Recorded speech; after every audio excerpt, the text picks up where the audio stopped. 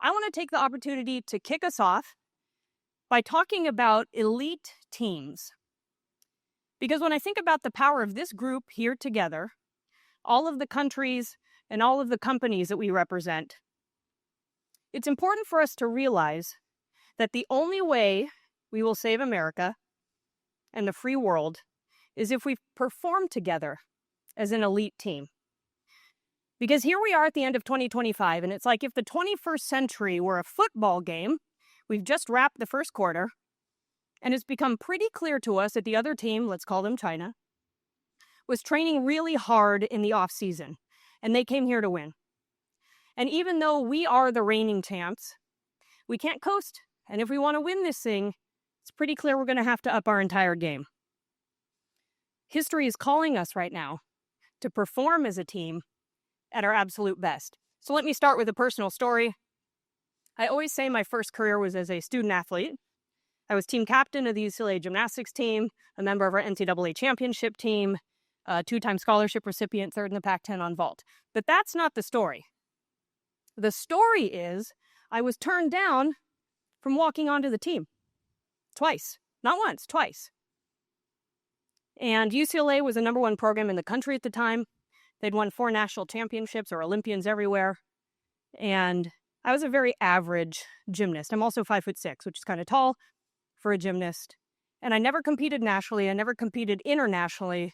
So I was not highly recruited. Actually, I wasn't recruited at all. Nobody recruited me. But I just wanted to be a part of the team that I had dreamed of since I was 12 years old. And Miss Val, who was our legendary coach, she told me, I really like you, Michelle, but no, you're never going to compete here. It won't be fair to you. So I got into UCLA on my own. I kept showing up. I was cheerfully persistent, kept asking, and eventually she let me be team manager. And she said, you can train with the team for 2 weeks, and then you can hang up your leotard and be our team manager. And after those 2 weeks, I trained so hard and was so excited to be there. She said, I don't want you to be our manager. I want you to be on the team. So I became a walk-on and ultimately 2-time team captain. And I went from 2-time reject to 2-time team captain because of one very important question that Miss Val asked me. It was one of our preseason meetings or in a team meeting together, and she looked directly at me. She called me out in front of the entire team, and she goes, Michelle, why don't you think of yourself as an elite athlete? And I'm like, me? An elite athlete? No, that's Kate Richardson and Tasha Schweikert over there who just got back from their second Olympics. It's Kristen Maloney over there with her bronze medal from Sydney. I'm just happy to be here. But it was the most important question that anyone had ever asked me because from that moment on, it changed everything.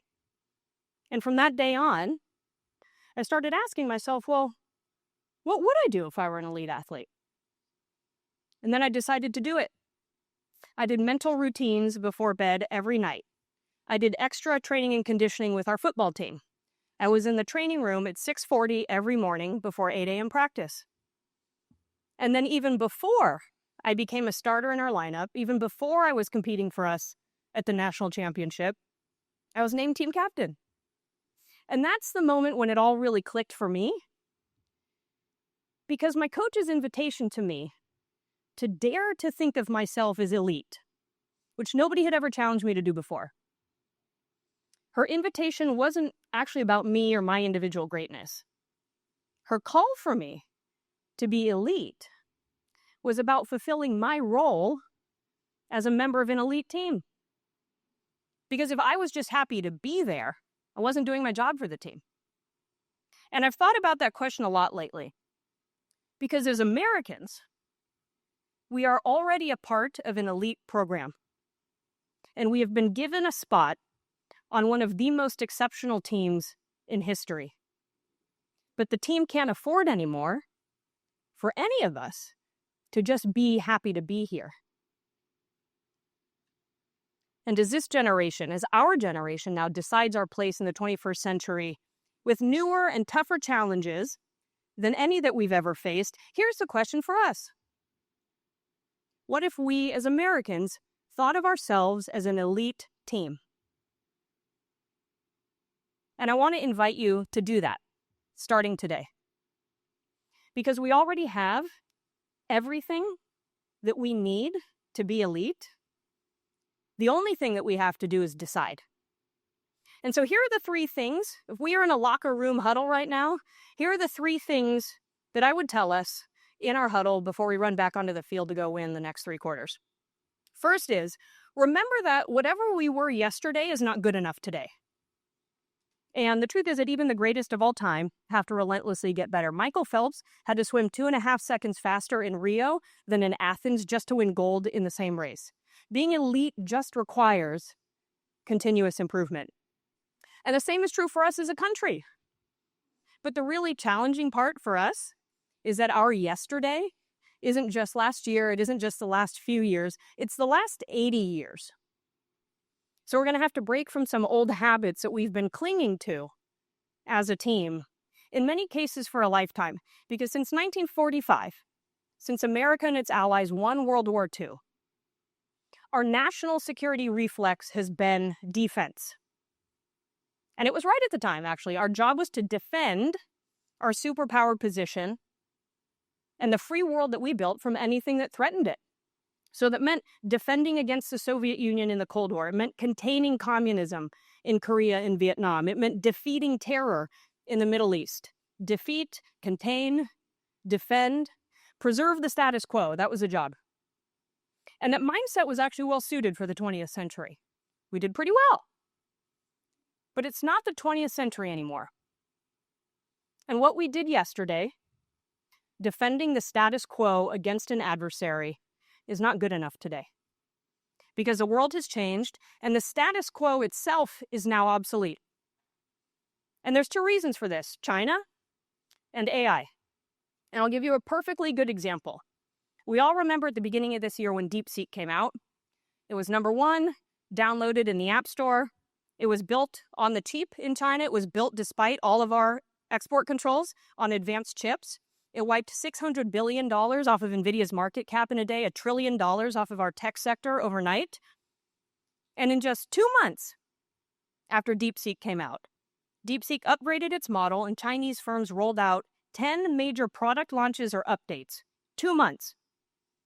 It took our Congress 3 months to launch an investigation to decide whether or not export control chips were used in the first place. Big, slow, and bureaucratic can't compete with fast, cheap, and determined in a world of artificial intelligence. So we have to rethink everything. And our job now, as an elite team, isn't to defend the system of the past 80 years. It's to create an entirely new one. We have to go from defend to create. And we have to create a new system that is defined by total American and allied dominance in next-generation technologies as the backbone for the free world. And it's going to be really hard. It's going to require a lot of speed, a lot of creativity, a lot of breaking things to create a whole new system for freedom and security and prosperity in the world. But an elite team like ours says, bring it on. It's time to go into championship mode. Second, remember as an elite team that the mission is bigger than any one of us. And the mission is freedom, security, and prosperity for the U.S. and all of our allies. And all of us are here today because we know that we're a part of something much bigger than ourselves. But we're swimming upstream in a culture in which all of us is encouraged to be our own personal media company. More likes for me, more followers for me, more visibility for me, more attention for me. And the pressure is even harder on our companies. Is it market share or national interest? Is it short-term revenue or long-term security? But elite teams know something different. That the team's success, America's success, is the ultimate metric. And we saw such a beautiful example of mission over self just a few weeks ago in Game 7 of the World Series between the Dodgers and the Blue Jays. And if you remember, it was the bottom of the ninth, bases were loaded, and the Blue Jays were up to bat. They knocked a ball straight into the outfield. It was going to win the game. It would have won the entire series. And so Dodgers outfielder Kike Hernandez, he's sprinting back. He's going to make his game-saving catch. This is his Sports Center moment, his Willie Mays catch, as he called it. And out of nowhere, his teammate, Andy Pages, comes over, barreling through, literally knocks him over, flat on his face, to make the catch. And Hernandez is lying there. He's flat on his face, completely dejected. He thought he'd lost the series because he missed the catch. And Pages runs over to check over on him. And Hernandez didn't care about being knocked flat on his face by his teammate. He didn't care about missing his spotlight moment. All he asked was, "Do you have the ball?" And he said afterward in the press conference, "When the World Series is on the line, I was willing to get hit in the face. When the future of America and the free world is on the line, what is each of us willing to do for the team?" You know, there's a great book by Arthur Herman. It's called Freedom's Forge, about how American business produced victory in World War II. And in it, he reminds us that in 1942 and 1943, American workers in war-related industries died or were injured in numbers 20 times greater than the American servicemen that were killed and wounded during those same years. At GM alone, and we have friends from GM here today, at GM alone, 189 senior executives died on the job during the war, trying to ensure final American victory. Now, we aren't at war, but we are in the fight of our lives. What can each of us be doing as members of an elite team to help achieve the mission? And today we're excited to honor 3 companies that know their exact answer to that question. The team at Strider Technologies, led by Greg Levesque, who has figured out how to use open source data and intelligence to, quote, protect the ideals and innovations of the free world. They are all in on the mission. ReElement Technologies, Mark Jensen and his team are helping the U.S. and its allies achieve critical mineral independence. How much have we heard about that lately? With desperately needed refining capacity for our critical defense and battery elements. They are all in on the mission. And Atomic Industries and the work that Aaron Slodoff and his team are doing to lead the movement of reindustrialization here. They're using AI to restore our manufacturing speed, our precision, our competitiveness for the free world. They're all in on the mission. And in recent weeks, I've been on the factory floors of Saronic, Hadrian, Ferrientis, Divergent. These are companies that are redefining American industry and next-generation technologies. And you walk into any one of those buildings, and before you see a machine, the first thing that you see is a big, giant American flag on the wall. And it is the shortest and most powerful mission statement that you'll ever need. And it's a declaration that everyone in that building is playing for something much bigger than themselves. That is the mark of an elite team. Finally, there's a lot of talk these days about winning. Winning the 21st century, winning the future, winning the great power competition, winning the AI race. Elite teams love winning. I mean, don't we all? But elite teams also know that winning can't be the focus. Winning is an outcome. The focus is on the work. And Kobe Bryant, he was once asked, is he a player that loves to win? Or is he one of those players that hates to lose? And he said, I'm neither. I play to figure things out. And if you play with the fear of failure or you play with the will to win, that it's a weakness either way. Are you getting 1% better every single day? That is the question. So remember, as an elite team, our job isn't to focus on winning. It's to focus on the next necessary step to getting the job done, because that's where the real work happens. And what does that need to look like for each one of us as members in an elite team? I'll tell you what it looked like at the Krach Institute this year. We obsessed over scale. So our Tech Diplomacy Academy, the world's first, quintupled to more than 13,000 learners in 33 countries. And we're training the State Department, Commerce Department, NATO, many of our allies. We signed 3 MOUs with Mexico this morning. We obsessed over diplomacy. We launched trusted tech caucuses in Romania, Israel, and Kenya in their parliaments, with more coming in 2026. And we obsessed over speed. We brought Ukrainian tech CEOs, leaders from 12 African nations, Central Asia, Italy to the table with our leading American tech companies to get trusted technologies into the hands of our allies as fast as possible. And we're really proud at the Krach Institute of getting 1% better every single day. And so we're really excited by the end of the year to be 365% better and closer to our mission of making sure that technology advances freedom. So let me end with this. As we think as an elite team about getting better every single day, I want to share something from one of my greatest teachers, Coach John Wooden.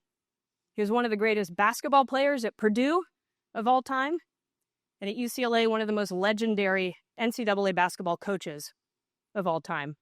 And I had the great privilege of getting to know and learn from him as a student athlete. He would come to all of our meets, and we would get to go to his home and visit with him. He had a beautiful saying: make each day your masterpiece. And I must have heard him say it 1,000 times. When you're young, you're 18, it kind of washes over you. But the older I get, and the clearer that the stakes become for us, the more meaningful that quote becomes. Make each day your masterpiece.